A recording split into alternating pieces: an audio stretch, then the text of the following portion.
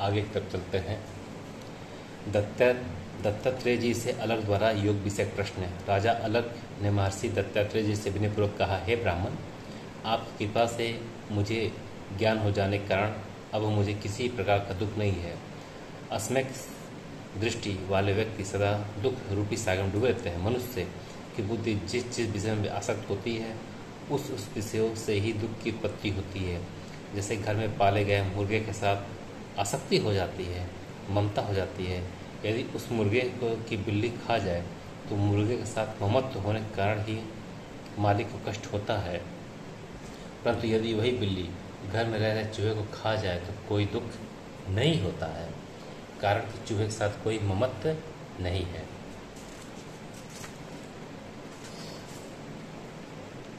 मोह माया नहीं होती है। अतः अब मुझे पूर्ण ज्ञान हो गया कि संसार में आसक्ति वाले व्यक्ति को ही दुख व सुख होता है। अब मुझे ना दुख की अनुभूति हो रही है ना सुख की, क्योंकि मैं प्रकृति से परे हूँ। दत्तात्रेय जी बोले, हे राजन, तुम ठीक ही कहते हो। यह मेरा है कि ममता ही दुख का मूल कारण है।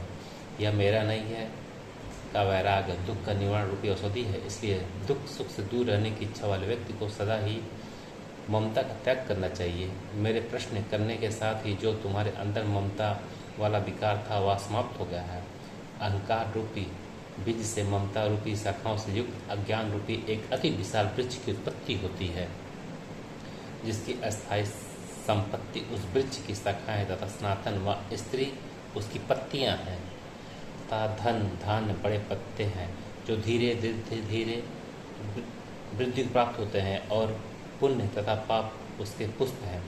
वह सुख दुख उसके बड़े बड़े फल हैं।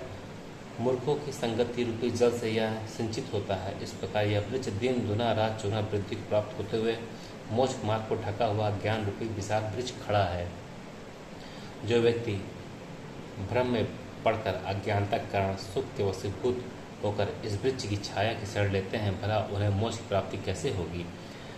इसलिए जो व्यक्ति विद्या ज्ञान रूपी कुल्हाड़ी को सत्संग रूपी पत्थर व तेज धार करके इस ममता रूपी वृक्ष को काटने में सफल होता है, वही ब्रह्म मार्ग मोक्ष प्राप्त करता है, जो अत्यंत शीतल धूल रहित एवं निष्कंटक है, जहाँ की निवृत्ति मैं परम वृत्ति प्राप्त करता है। इसलिए हे राजन, आप या मैं दोनों में से कोई भी भूतेंद्रिय स्थूल तन्मात्रमय और अंतःकरणात्मक कोई नहीं है। हम दोनों में से कोई भी प्रकृति युक्त नहीं है, क्योंकि केवल क्षेत्रज्ञ पुरुष प्रकृति से परे तथा पंच भौतिक पदार्थ समूह ही गुणात्मक एवं प्रधानात्मक हैं। जिस प्रकार मशक मच्छर कूलर में, सरकंडा मुंज में और मछली जल में एक साथ रहते हुए भी अलग अलग हैं, इसी प्रकार शरीर व आत्मा भी एक साथ रहते हुए भी अलग अलग हैं। अलर्क ने विनयपूर्वक दत्तात्रेय जी से कहा, हे प्रभु, मैंने आपकी कृपा से अपूर्व ज्ञान को प्राप्त किया है, फिर भी मेरा मन विषयों की ओर आकर्षित होने के कारण समझ में नहीं आ रहा है कि इस प्रकृति बंधन से मोक्ष की कैसे प्राप्ति होगी।